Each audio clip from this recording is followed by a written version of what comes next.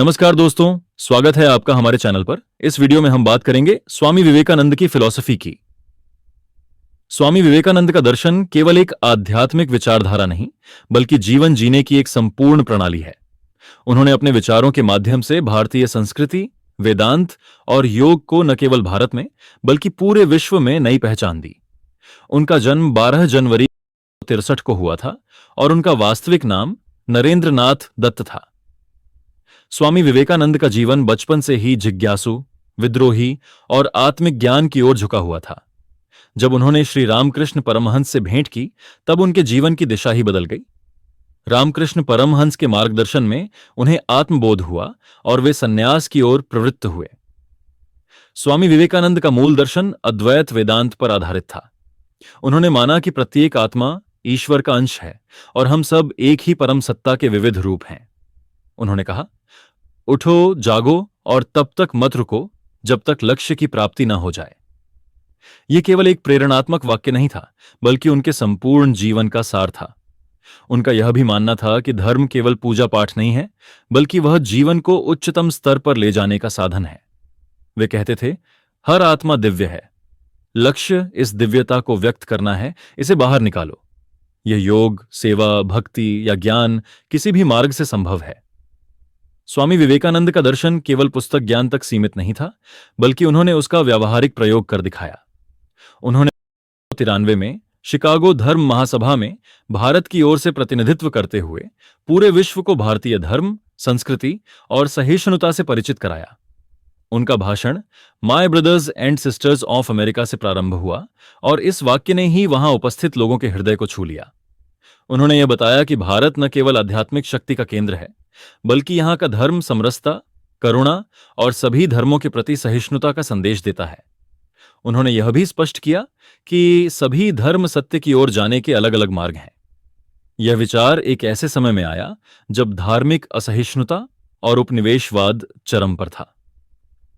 स्वामी विवेकानंद के अनुसार मनुष्य का मुख्य उद्देश्य आत्म साक्षात्कार है। वह कहते हैं, अपने भीतर देखो, तुम सब कुछ पा सकते हो, दुनिया तुम्हारे भीतर है। उन्होंने आत्मबल, आत्मविश्वास और आत्मनिर्भरता पर विशेष बल दिया। उनका विश्वास था कि जब तक व्यक्ति स्वयं पर विश्वास नहीं करता, तब तक वह कुछ भी प्राप्त नहीं कर सकता। उदाहरण के रूप में जब उन्होंने युवाओं को संबोधित किया, तो उन्होंने कहा, तुम में अपार शक्ति है, तुम सिंह हो, भेड़ नहीं, इसलिए उठो और अपने भाग्य को स्वयं गढ़ो। यह कथन आज भी युवाओं को प्रेरित करता है कि वे अपने भीतर की क्षमता को पहचानें और समाज में परिवर्तन लाएं। स्वामी विवेकानंद ने कर्मयोग को विशेष महत्व दिया। उन्होंने कहा कि केवल ध्यान और साधना से मोक्ष नहीं मिलता, बल्कि सेवा भी उतनी ही महत्वपूर्ण है। नरसेवा ही नारायण सेवा है, यह उनका सबसे प्रसिद्ध सिद्धांत था। वे मानते थे कि यदि तुम किसी भूखे को खाना खिला रहे हो, तो वह भी पूजा के समान है। उन्होंने शिक्षा को जीवन का आधार बताया। उनका विचार था कि शिक्षा वह है जो मनुष्य में आत्मविश्वास, विवेक और स्वतंत्रता की भावना उत्पन्न करे। वे कहते थे, शिक्षा का उद्देश्य है चरित्र निर्माण, विचारों का प्रसार और जीवन के महान लक्ष्यों की प्राप्ति। स्वामी विवेकानंद का यह दर्शन केवल भारत तक सीमित नहीं रहा। उन्होंने अमेरिका, इंग्लैंड और यूरोप में भी प्रवचन दिए और वहां के लोगों को भारतीय ज्ञान परंपरा की गहराई से परिचित कराया। उन्होंने जात पात, रंग भेद और धर्म भेद से ऊपर उठकर मानवता को प्राथमिकता दी। उनका संपूर्ण जीवन इस बात का उदाहरण है कि एक व्यक्ति अपने आत्मबल से पूरे समाज को बदल सकता है। उन्होंने युवाओं को जगाने का कार्य किया, समाज में नई चेतना लाई और एक ऐसा दर्शन प्रस्तुत किया जो आज भी उतना ही प्रासंगिक है जितना तब था। स्वामी विवेकानंद ने योग को केवल शरीर या मन की साधना नहीं माना, बल्कि आत्मा की अनुभूति का माध्यम बताया। उन्होंने 4 प्रकार के योग बताए: ज्ञान योग, भक्ति योग, कर्म योग और राजयोग। वे मानते थे कि हर व्यक्ति की प्रवृत्ति अलग होती है और उसके अनुसार योग का मार्ग भी अलग हो सकता है। राजयोग, जिसे उन्होंने विशेष रूप से लोकप्रिय बनाया, मानसिक अनुशासन और ध्यान के माध्यम से आत्म साक्षात्कार का मार्ग है। उन्होंने कहा कि राजयोग से हम अपने चित्त को नियंत्रित कर सकते हैं, जिससे आत्मा की दिव्यता का अनुभव होता है। उनका ग्रंथ राजयोग आज भी विश्व भर में पढ़ा जाता है। उन्होंने भक्ति को भी उतना ही महत्व दिया, लेकिन उनके अनुसार भक्ति अंधविश्वास नहीं होनी चाहिए। सच्ची भक्ति वह है जिसमें प्रेम, विश्वास और समर्पण हो, लेकिन साथ ही विवेक और समझ भी हो। वे रामकृष्ण परमहंस के इस सिद्धांत को मानते थे कि ईश्वर को मां की तरह प्रेम करो, न डर से न स्वार्थ से। स्वामी विवेकानंद ने ज्ञान योग को विवेक और तर्क का मार्ग कहा। उन्होंने कहा, जिस ज्ञान से अहंकार बढ़े वह अज्ञान है, और जिस ज्ञान से विनम्रता आए वह सच्चा ज्ञान है। उनके अनुसार ज्ञान का उद्देश्य आत्मा की प्रकृति को जानना और ब्रह्म के साथ एकत्व की अनुभूति करना है। एक उदाहरण के रूप में वे कहते थे, एक मूर्ख व्यक्ति सोने की मूर्ति को भगवान समझकर पूजता है और एक ज्ञानी जानता है कि वह प्रतीक मात्र है, लेकिन फिर भी वह पूजता है क्योंकि उसमें भाव है। इस दृष्टिकोण से उन्होंने भाव और विवेक दोनों को जोड़कर भक्ति और ज्ञान का सामंजस्य स्थापित किया। स्वामी विवेकानंद का एक और प्रमुख पहलू था व्यावहारिक वेदांत। वे कहते थे कि यदि वेदांत केवल ग्रंथों में बंद है और जीवन में उसका कोई प्रयोग नहीं, तो वह व्यर्थ है। वेदांत का उद्देश्य है जीवन में दिव्यता को अनुभव करना, हर व्यक्ति में ईश्वर को देखना। उन्होंने एक स्थान पर कहा, अगर तुम मुझसे यह पूछो कि तुम्हारा धर्म क्या है, तो मैं कहूंगा मानवता। अगर कोई भूखा है तो पहले उसे भोजन दो, फिर धर्म की बात करना। यह दृष्टिकोण भारत के उस समय के परिप्रेक्ष्य में अत्यंत क्रांतिकारी था, जब धार्मिक आडंबर और जातिगत भेदभाव प्रचलित था। वे कहते थे कि सच्चा धर्म वही है जो मनुष्य को शक्ति दे, उसे निर्भय बनाए और समाज की सेवा करने की प्रेरणा दे। उनका यह कथन, धर्म वह नहीं जो तुम्हें कमजोर बनाए, धर्म वह है जो तुम्हें शेर बना दे, आज भी उतना ही प्रासंगिक है। स्वामी विवेकानंद ने महिलाओं की स्थिति पर भी स्पष्ट विचार रखे। वे कहते थे कि जब तक नारी को शिक्षा, अधिकार और सम्मान नहीं मिलेगा, तब तक समाज आगे नहीं बढ़ सकता। वे नारी को शक्ति, ममता और ज्ञान की मूर्ति मानते थे। उनके अनुसार अगर तुम एक हाथ से समाज को ऊपर उठाना चाहते हो तो दूसरा हाथ भी चाहिए, और वह है नारी। उनके व्याख्यानों में बार बार यह बात सामने आती है कि भारत का पुनर्जागरण केवल आध्यात्मिक जागरण से नहीं होगा, बल्कि सामाजिक, शैक्षिक और आर्थिक क्षेत्र में भी हमें प्रगति करनी होगी।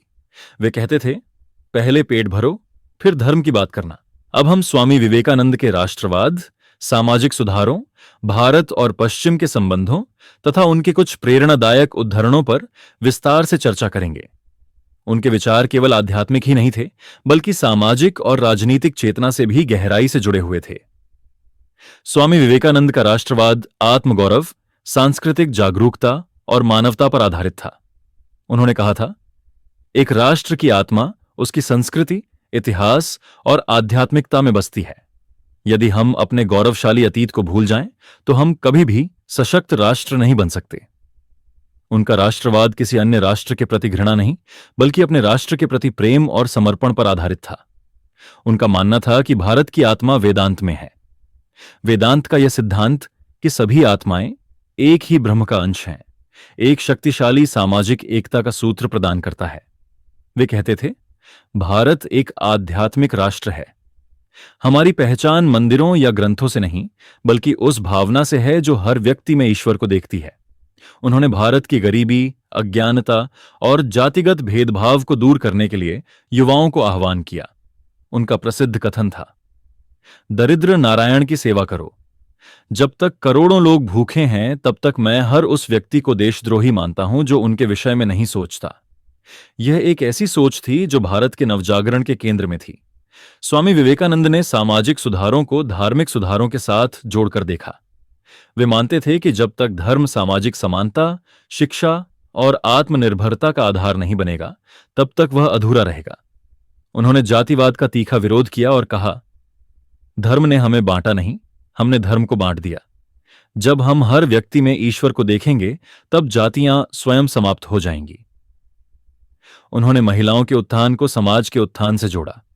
अनुसार कोई भी राष्ट्र तब तक प्रगति नहीं कर सकता जब तक उसकी नारी शक्ति कमजोर हो। महिलाओं को शिक्षा दो, उन्हें सम्मान दो, वही समाज की रीढ़ है। यह विचार आज भी नारी सशक्तिकरण की प्रेरणा बनते हैं। भारत और पश्चिम के संबंधों पर स्वामी विवेकानंद का दृष्टिकोण संतुलित था। वे पश्चिम की वैज्ञानिकता, संगठन और कर्मठता की प्रशंसा करते थे, लेकिन साथ ही भारत की आध्यात्मिकता और सहिष्णुता को अधिक गहरा और टिकाऊ मानते थे। वे कहते थे, पश्चिम ने बाह्य जगत को जीता है, भारत ने अंतर यात्रा की है। दोनों को एक दूसरे से सीखने की आवश्यकता है। जब उन्होंने शिकागो में भाषण दिया तो वहां भी उन्होंने यही कहा कि सभी धर्म सत्य की ओर जाने के विभिन्न मार्ग हैं। उन्होंने न केवल भारत की आत्मा को विश्व के सामने प्रस्तुत किया, बल्कि एक ऐसे भारत का सपना भी दिखाया जो आत्मविश्वासी, जागरूक और करुणामय हो। उनके कुछ प्रेरणादायक उद्धरण आज भी लोगों को जागृत करते हैं। उठो, जागो और तब तक मत रुको जब तक लक्ष्य की प्राप्ति न हो जाए। तुम वही बनो जो तुम स्वयं हो, कोई भी तुम्हें रोक नहीं सकता। जो निष्क्रिय है वह मृत्यु को प्राप्त करता है और जो कर्मरत है वही जीवन को। दूसरों के लिए जियो, तभी जीवन सार्थक है। स्वामी विवेकानंद का संदेश था कि भारत को फिर से विश्वगुरु बनाना है, लेकिन वह केवल भाषणों से नहीं होगा। उसके लिए मेहनत, संगठन, सेवा और ज्ञान की आवश्यकता है। वे कहते थे, मुझे 100 ऐसे युवा दो जो लौह हृदय हों, जिनमें अग्नि हो, मैं भारत को बदल दूंगा। उनकी यह ऊर्जा, यह विश्वास और यह दृष्टि आज भी भारत के लिए प्रेरणा का स्रोत है। वे केवल एक सन्यासी नहीं थे, वे भारत की आत्मा की आवाज थे। स्वामी विवेकानंद का अंतर्राष्ट्रीय दृष्टिकोण विशुद्ध मानवतावादी और सार्वभौमिक था। वे न तो केवल भारत को महान मानते थे, न ही पश्चिम की नकल को समाधान समझते थे। उन्होंने दोनों सभ्यताओं की अच्छाइयों को आत्मसात करने का मार्ग दिखाया। उनका मानना था कि भारत की आध्यात्मिकता और पश्चिम की वैज्ञानिकता मिलकर एक संतुलित, शक्तिशाली और मानवीय समाज बना सकती है। 1993 में जब स्वामी विवेकानंद शिकागो की धर्म महासभा में पहुंचे तो उन्होंने न केवल भारत की ओर से प्रतिनिधित्व किया, बल्कि एक नए भारत का चित्र भी विश्व के सामने रखा। उन्होंने कहा, मैं उस धर्म का प्रतिनिधि हूं जिसने विश्व को सहिष्णुता और सार्वभौमिक स्वीकृति का पाठ पढ़ाया है। यह वक्तव्य उस समय एक क्रांति की तरह था जब पश्चिम भारत को पिछड़ा, जादू टोना मानने वाला और दरिद्र समझता था। स्वामी विवेकानंद ने पश्चिम के समाज में भारतीय विचारों को प्रस्तुत करने का कार्य केवल भाषणों के माध्यम से नहीं किया, बल्कि उन्होंने वहां केंद्र भी बनाए जहां योग, वेदांत और ध्यान का प्रशिक्षण दिया जाने लगा। अमेरिका और इंग्लैंड में उन्होंने कई शिष्यों को तैयार किया, जिनमें मार्गरेट नोबल, जो आगे चलकर सिस्टर निवेदिता बनी, सबसे प्रमुख थीं। उन्होंने भारत आकर नारी शिक्षा और सामाजिक कार्यों में खुद को समर्पित किया। यह स्वामी विवेकानंद की दूरदृष्टि का प्रमाण है। स्वामी विवेकानंद ने शिक्षा को केवल नौकरी पाने का माध्यम नहीं माना। उन्होंने शिक्षा को आत्मा की पूर्ण अभिव्यक्ति का साधन कहा। वे कहते थे, शिक्षा का उद्देश्य है मनुष्य में निहित परिपूर्णता को बाहर लाना। उनका शिक्षा दर्शन 4 आधारों पर आधारित था: चरित्र निर्माण, आत्मविश्वास, विवेकशीलता और सेवाभाव। उन्होंने कहा, हमारा पाठ्यक्रम ऐसा होना चाहिए जो बच्चों में न केवल ज्ञान भर दे, बल्कि उन्हें निर्भीक, सत्यवादी, करुणामय और सेवा भावना से युक्त बनाए। एक समय उन्होंने कहा था, अगर मैं शिक्षा मंत्री होता तो सबसे पहले ऐसे पाठ्यक्रम बनाता जो भारत की संस्कृति, गौरवशाली इतिहास और नैतिक मूल्यों को केंद्र में रखता। बच्चों को आत्मगौरव और आत्मविश्वास की भावना दी जाती ताकि वे हीन भावना से बाहर निकलें। उनका शिक्षा का आदर्श महात्मा गांधी, रविंद्रनाथ ठाकुर और डोइसा डर्टन राधाकृष्णन जैसे महान विचारकों को भी प्रभावित करता रहा है। स्वामी विवेकानंद ने भारतीय पुनर्जागरण को नई दिशा दी। उस समय भारत गुलाम था, आत्मग्लानि में डूबा था और समाज अनेक रूढ़ियों से जकड़ा हुआ था। विवेकानंद ने भारत के आत्मविश्वास को जगाया। उन्होंने कहा, भारत की आत्मा मरी नहीं है, वह केवल सो रही है। युवाओं, उसे जगाओ। उन्होंने भारतीय युवाओं को पुनः धर्म, संस्कृति और समाज सेवा के मार्ग पर लगाया। उनका मानना था कि भारत को फिर से जगाने के लिए सबसे पहले भारत को जानना जरूरी है। उन्होंने कहा, भारत को समझो, उसकी आत्मा को जानो, तभी तुम उसका उद्धार कर सकोगे। उनके विचारों से प्रेरित होकर अनेक युवाओं ने स्वतंत्रता संग्राम में भाग लिया, जिनमें नेताजी सुभाष चंद्र बोस, महर्षि अरविंद, बाल गंगाधर तिलक आदि प्रमुख हैं। स्वामी विवेकानंद का एक अत्यंत महत्वपूर्ण योगदान है रामकृष्ण मिशन की स्थापना। यह मिशन उनके गुरु श्री रामकृष्ण परमहंस की शिक्षाओं पर आधारित है, लेकिन उसका उद्देश्य केवल भक्ति नहीं, बल्कि सेवा, शिक्षा और समाज निर्माण है। रामकृष्ण मिशन आज भी भारत और विश्व में अनेक विद्यालय, अस्पताल, पुस्तकालय, आश्रम और राहत कार्य चला रहा है। स्वामी विवेकानंद ने कहा था, यदि ईश्वर की सच्ची पूजा करनी है तो पहले उसके भूखे रूप, गरीब, अशिक्षित, रोगी की सेवा करो। इसी विचार को रामकृष्ण मिशन ने अपना आदर्श बनाया। आत्मनो मोक्षार्थम जगत हिताय च, अर्थात अपनी मुक्ति और संसार के कल्याण के लिए। रामकृष्ण मिशन का हर कार्य, चाहे वह शिक्षा हो, आपदा राहत हो या चिकित्सा सेवा, स्वामी विवेकानंद के इस मूल मंत्र से प्रेरित है कि सेवा ही सच्चा धर्म है। स्वामी विवेकानंद का जीवन बहुत लंबा नहीं रहा। मात्र 39 वर्ष की आयु में उन्होंने महासमाधि ले ली, परंतु इस छोटे से जीवन में उन्होंने जो विचार, जो दृष्टि और जो ऊर्जा दी, वह सदियों तक भारत और विश्व को दिशा देती रहेगी। स्वामी विवेकानंद को अपने मृत्यु का पूर्व ज्ञान था। उन्होंने अपने जीवन के अंतिम वर्षों में कई बार संकेत दिया कि उनका कार्य लगभग पूर्ण हो गया है। उन्होंने कहा था, मैं 40 वर्ष से अधिक नहीं जीवित रहूंगा। मैं अपना कार्य कर चुका हूं, अब मैं जाना चाहता हूं। यह मृत्युबोध उनके जीवन की गहराई और साधनात्मक उपलब्धि को दर्शाता है। उनकी मृत्यु 1902 को बेलूर मठ में हुई। उस दिन उन्होंने ध्यान लगाया और रात में शांतिपूर्वक अपना शरीर त्याग दिया। यह मृत्यु एक योगी की मृत्यु थी, जागरूक, शांत और उद्देश्यपूर्ण।